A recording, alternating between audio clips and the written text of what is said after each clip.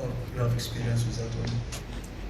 Actually, many options were there, but this option was the first one because when we went back to the literature, the top fundoplication was superior even to the nasal fundoplication because of the less tension. And anyway, we just did the coronoplasty posteriorly with 2 stitches and anteriorly with 1 stitches, and the patient was satisfied with the result. So this option was good, I think. I think you can defend it, but I think that when the muscles of the left and the right pillar are okay, I don't think there's any playa. Don't forget she has been operated already twice. She got a sleeve, she got a bypass. I'm so afraid for erosion, by way of speaking. And then we fixed quite well that toupee on the back side. Clinically she's doing very well. You don't need a mesh when there's no argument, because it was a big opening, but not at such extent that pillars were not good enough to do your closure. So, but anyway, you can discuss that. No, I think this is. I remember that case because we were planning to use the ligamentum teres hepati, but it was very short. Yes. So everybody said, and his procedure, I'm not aware of that. I mean, I don't have the skills, and it seems to be very difficult if you don't measure very well your stitches. You're going to jump into dysphagia. So we're not planning. The thing is, you can discuss why not using a links, because we had a complete session on the links, but links is not indicated for that. FDA approval is dated for 1.5 years. You may not use it for that. It's then off-label use, so it's with all documents. And so they all don't advise also to using the links when there is a hiatus hernia of more than 3 centimeters. You can see that was substantially larger than 3 centimeters. And by coincidence, because it was not a plan, by coincidence, by the section of the sleeve, we could see we can use that substrate here. And instead of doing a Nissen that would have been a bit too tightened, we just positioned on the back side and did a toupee. And it's a nice case, it's a lucky case, and so you sometimes have to be innovative. But anyway, the results were very good, and patients get rid of the reflux problems. Yes. Any questions or comment? I mean, it's yes. Microphone here in front for Dr. Balta.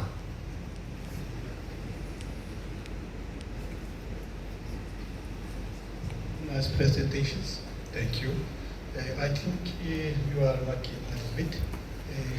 If I'm not wrong, previously a little bit delayed because if proper, it have done properly, it's too hard for the toupee. A little bit lucky, I think. Now the dissection that we don't devascularize. That's 100% true, because I think it's more depending then, at a certain level of the right gastric artery, which is not the big one, because the left gastric artery has been severed by doing the sleeve. So, we checked that.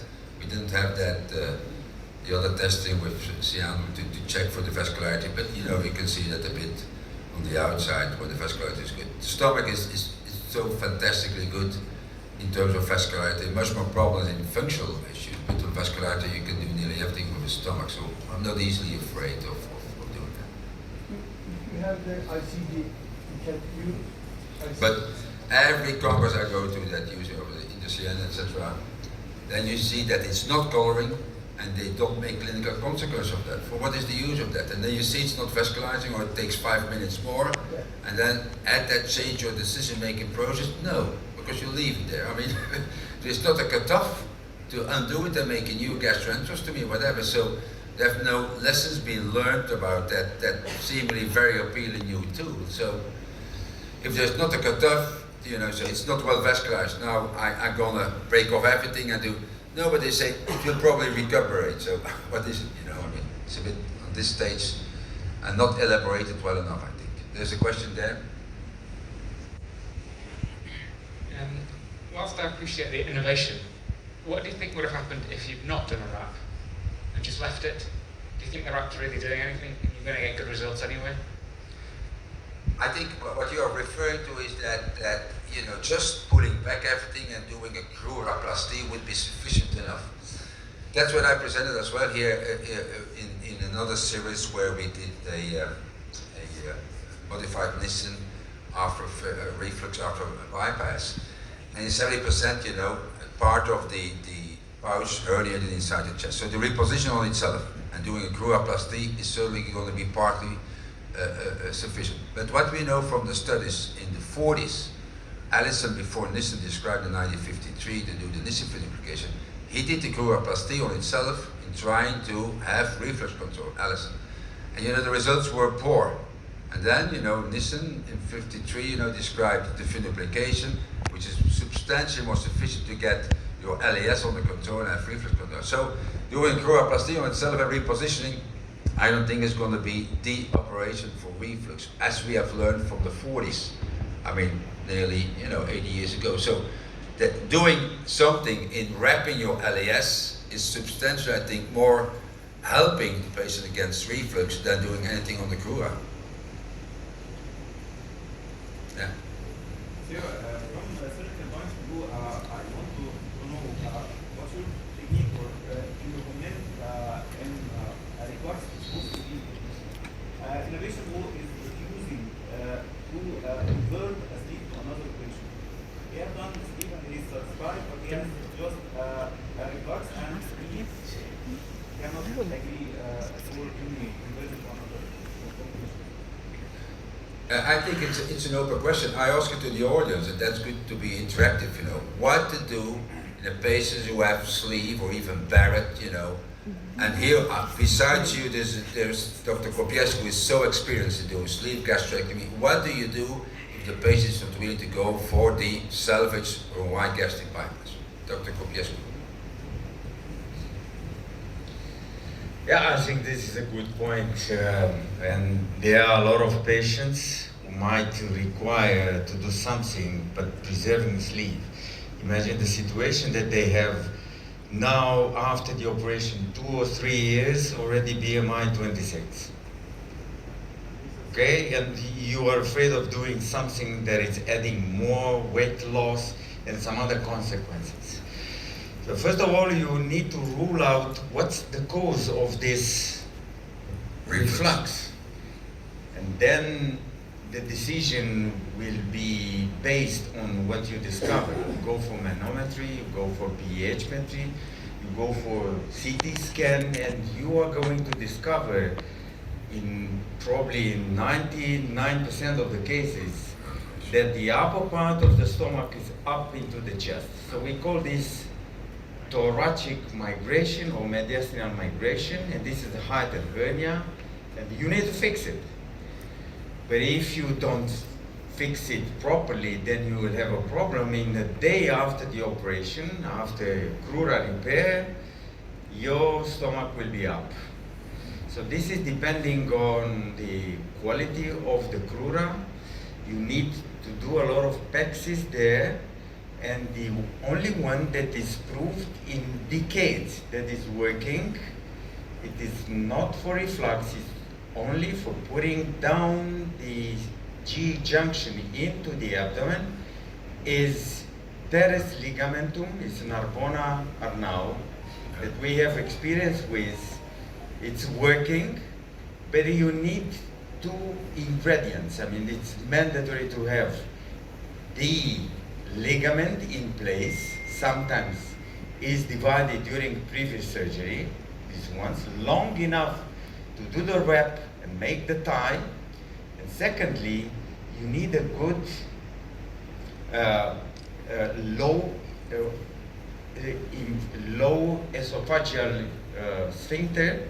The inferior esophageal sphincter should work properly. That's why you need manometry and pH metry, because you are going to bring down something that is working. If it is not working, then I'm sorry to say, you need to go for bypass. This is the only one. And do in such a way not to affect the weight of the patient. I think I was very concrete and a very good answer. I don't have any experience with the ligamentum teres hepatic, but I think Rui is certainly going to add some comment. Dr. Zaran, very nice discussion, I go into the depth, I'm very pleased, about that. I would like to stress that it is really important what Katalin said, because manometry will say you if the LES is functionally or not. If it is function, maybe this kind of option is good. Anyway, I would like to comment about the mesh. because with the hand-cut technique, which is a strap of polypropylene with 4 by 1 centimeters, put across the gluteoplasty, it reduces a lot the rate of recurrence of the hernia, and it can help a lot to avoid problems. And Bruno, if you are really wondering about the chance of have to reoperate with the mesh, with this mesh is very, very low, much lower than with the links. Okay, then that's that. Anyway, I'm certainly not planning to start with the links. Dr. Saran? Very interesting case and very interesting question. I had a patient who had the same request, just the same situation as Dr. Karim asked. She did a sleeve gastrectomy 4 years ago. Now she has severe reflux and she is refusing to do gastric bypass because she's very afraid of having malnutrition, of having vitamins all the time. Besides what Dr. Catalin said, I'm with him 100%, you have to repair the hiatus if there is, and maybe we might use a biological mesh, but we are afraid because of the high pressure of the sleeve that reflux will reoccur again. So I offered her to do a kind of bypass with a shorter limb, yes, with a shorter limb, maybe 70 centimeters or 80 centimeters. By this way, I will decrease the intragastric pressure, and she will not be obliged to take lifelong vitamins, or she will be malnourished, because especially in the Middle East, the patients are very afraid of bypass because of having lifetime vitamins. So I think this can be a moderate solution for both issues. We started just recently, using links after sleep for such kind of patients who sustain very good excess weight loss, like body mass index 23, and they have severe reflux. And we start using links for them. Actually, short-term data so far, but I can tell you the GERD score dropped from 46 to 3% with complete resolution of reflux. They have some mild dysphagia which resolved with the time, but as I told you, it's short-term data. We can see it. We expect the patient either to go bypass, or we are still investigating this one for sleeve, because Dr. Bruno said it's not meant for that indication, but they accept and they are happy so far. Ah, very good. I think that would be a good indication for this. Instead of, for regular reflux patient, you have the Nissen, that would be a more specific, although there is no FDA approval for that specific indication, where I think this is one of the best salvage possibilities, that's using the links for that purpose, because there is no native stomach anymore, so that is good. I think we had a very good discussion, fantastic, I'm very pleased, and everybody, Dr. Ferial did a great job, thank you. Then we go to Dr. Jean, good friend from Egypt, who has joined Barialink already some years.